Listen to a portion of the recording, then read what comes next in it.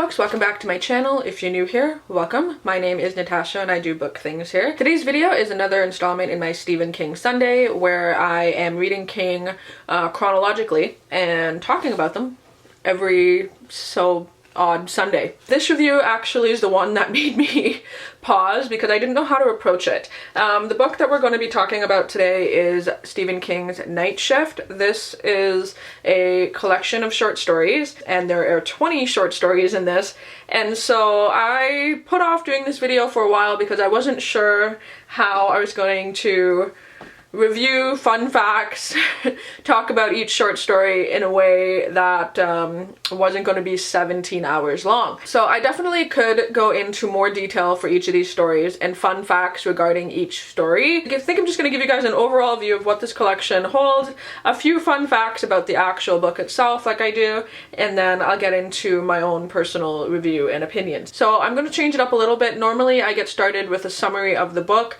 and then I get into spoilers. Today's video a bit different. I'm going to do my fun facts first and then my review.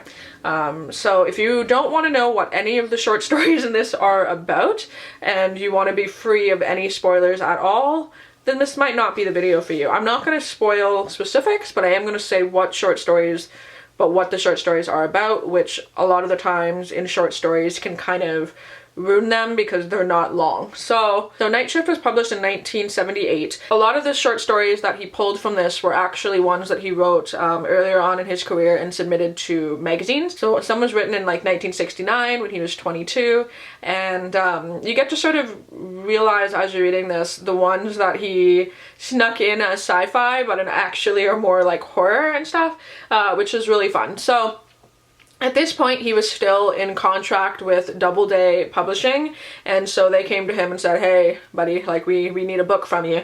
But he was still in the process of writing The Stand, and just, well, I mean, The Stand is this chunky guy here, so he was, you know, struggling to write that. And so he pulled 16 short stories that he'd previously written, 4 new ones to make up Night Shift. So when they first published it, there was 12,000 of them published and they sold out real quick. They didn't even have cover art. It was just like Night Shift just on the cover, and they sold out really fast. And then I believe they made this edition, or pretty close to this one. This one flips like that. This is really cool. I love this a lot. This is like an old, like, vintage one. I think this is really neat.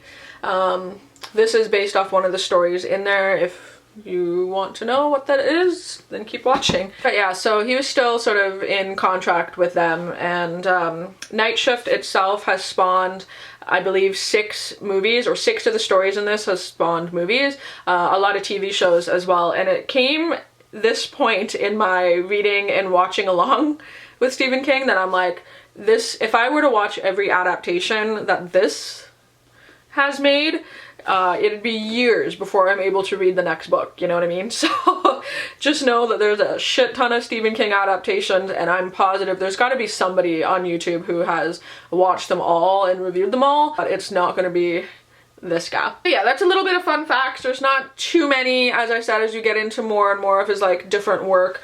When there are fun facts, I'll definitely touch on them. I'm sure there's fun ones regarding each individual story at the time it was published, but I'll be here forever if I talk about all those. This part of the video may have spoilers, so click out if you do not want to hear what these short stories are about. This is broken down into my synopsis, so alright, so let's get into it. So, there's 20 stories in this. The first one, yeah, I have notes, like pages and pages of notes. So, the first one is Jerusalem's Lot. I read Salem's Lot, one of my favorite Stephen King books. This is a prequel to Salem's Lot. Basically, the character goes into the town, it is empty, they stumble into a church, and essentially it is a, like, rats in the wall, Cthulhu-based story. Without getting into too much, they sort of play with, like, the Cthulhu worm that comes up. Very interesting. Just, you know, a little bit more of a prequel to the stuff that goes on in Salem's Lot, which is cool. The second story is Graveyard Shift. This one of my favorites. I'm going to point out as I go along which ones stuck out to me. So this one is Graveyard Shift, where these guys in a factory are sent in to do this cleanup in the basement of this factory, and as they get down there they discover that it is full of rats. So first two stories in this are just heavily rat based. For those of you who this is another fun fact, Stephen King is actually terrified of rats. He doesn't like airplanes and he doesn't like rats, and there is an interview, I believe it was 1997, and he's on like Leno or Letterman, and he said like what would be your biggest fear, and he's like rats on a plane. And so that was said years and years and years before snakes on a plane, which I find that really interesting. So yeah, they end up going down to clean up these, and there's this like giant cow-sized rat, and then the other team sort of goes down to find out what happened to them into what is going to be the rat's lair. So that one's really creepy. You don't like rats, don't read that one. So the third story is Night Surf. This is sort of parallel to The Stand. The Stand is this big hunkin' one where it's all about a virus that wipes out population. This is sort of running parallel to that, where a group of teenagers survived the A2 virus. They are now surviving the A6 virus, but are they? Dun dun dun. The fourth one is I Am the Doorway, which is what this cover is inspired by. This basically follows an astronaut who I believe is going by like a flyby mission by Venus, and he returns to Earth and he's paralyzed, and he gets these eyeballs that appear on his skin and on his fingers and on his hands, and the eyeballs are basically the alien's doorway. That's a little bit more of a sci-fi horror, which is really fun. I quite liked that one. Number 5, all I wrote down, it's called The Mangler, and all I wrote down is demon-possessed industrial laundry pressing machine. And that's really all you need to know about that. That is one of my favorite stories, and this is the story of how the laundry machine got to be possessed by a demon. Is fantastic. So number 6 is The Boogeyman. This is more of a domestic thriller psychological twist. It follows a guy who's going into a psychiatrist's office to discuss the murder of his 3 children and how that equates to a boogeyman. Not going to spoil the end of that one, but that one's quite good as well. Number 7 is Gray Matter. This is again one where all I wrote is man turns into a flesh-eating, beer-drinking blob. That's all you really need to know about that one. And then the one that sticks out the most to me is the number 8 story in this book, which is called Battleground. This is one that sort of unexpectedly took me by surprise, and one that I consistently tell people about. This is a short story that I love in this collection. It is, it's following a man who was a hitman, and he put out a hit on this toy maker, and one day he gets this package to his house, and it's full of G.I. Joes and helicopters and tanks and stuff like that, and they sort of come after him. And it is, again, one that I think about all the time. It is so good, and just visually in my head pictured it just wonderfully. Love that one. Number 9 in this is Trucks, where I wrote trapped in a diner, trucks are evil. I believe this spawned the movie Maximum Overdrive, so it is basically a world where these trucks are evil and humans are like, oh, what the fuck do we do with these evil trucks? It's a pretty good one as well. 10 in this is Sometimes They Come Back. It is a story of a man who is now a teacher, and he is being followed by the demon that killed his brother, and it sort of manifests itself in his students. Sort of forgettable, not the best one. Another one that was sort of forgettable is Strawberry Spring. All I wrote down was murders at a small New England college. I don't remember anything about that short story. Sorry. Followed by one that I do remember, which is The Ledge, and this one, a guy, because of various reasons, ends up having to navigate around an apartment building on this 5-inch ledge.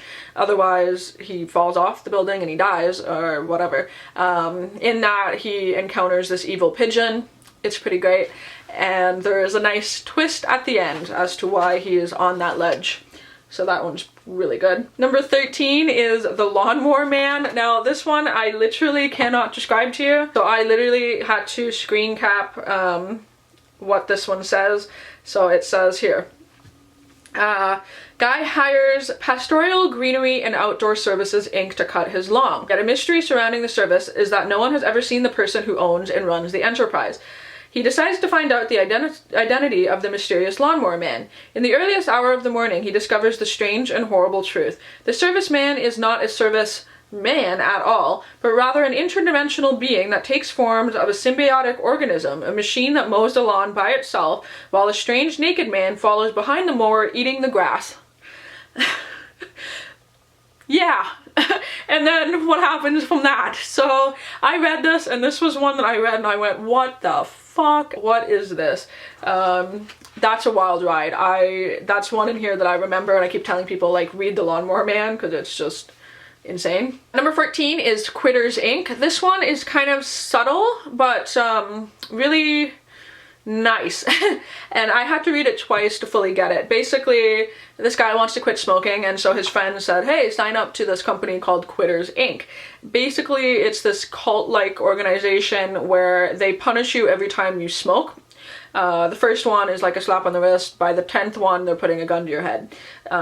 Followed like electric shock therapy, shocking your family members, stuff like that. So follows him as he's trying to smoke, and then they get him as well by saying, hey, we want you to lose weight as, you know, a result of you quitting smoking.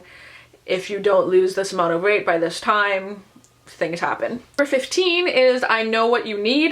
Basically, this woman falls in love with her stalker, who she's falling in love with because he's performing black magic. That one's sort of forgettable as well. 16 in this is Children of the Corn. If you guys aren't familiar with Children of the Corn, it's pretty iconic. So a couple is driving through this town, things happen, and they realize the town is full of nothing but children, and the children choose to sacrifice them, basically. So that's a good one. I don't want to spoil too much more about Children of the Corn. Number 17 is The Last Rung on the Ladder. That one is more of a brother-sister relationship. When they were kids, they used to climb up into this barn and jump off into the hay until one day one of the ladder breaks, so she has to take a basically a truth fall. And yeah, it sort of talks about grief and growing up and separating from your siblings and stuff, so that's a little bit more of a hard-hitting one in there. 18 is The Man Who Loved Flowers. I wrote basically a serial killer in New York. Again, one that is not the strongest to me in this collection. And then the second to last one is One for the Road, which is a sequel to Salem's Lot. This is Salem's Lot a few years after. A couple is trapped in a blizzard, and they go out and things happen from there, evolving around Salem's Lot, so not gonna spoil that one. And then the last one in here is The Woman in the Room, and it is talking about a man's decision to euthanize his ill mother with drugs, and it talks about grief and stuff like that. My absolute favorite ones in here, The Graveyard Shift, the ones with rats in the basement, The Mangler, Possessed Laundry Machine, Battleground for sure is fantastic, Trucks is good, The Ledge is good, The Lawnmower Man, Children of the Corn, then The Last Rung on the Ladder. Those ones are probably my favorite out of this. Overall, I guess moving into my rating, I believe I rated this a 4. It's really hard for me to rate anthology short story collections as a 5. It would all have to be stellar stories,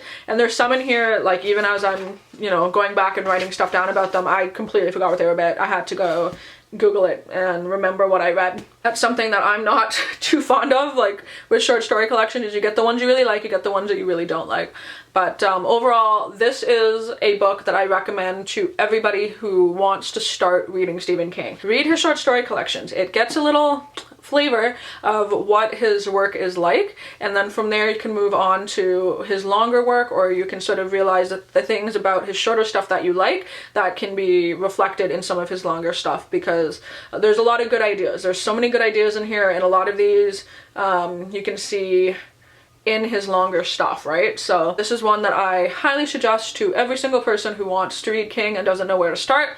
Start with this. I always say maybe start chronologically, but this is a great place to start so that you get an idea of the different things that he can do. And there's something in here for everybody. Somebody's gonna like each one of these stories, right? What I suggest, I definitely say start Night Shift. I can't wait until I get to another short story collection of his.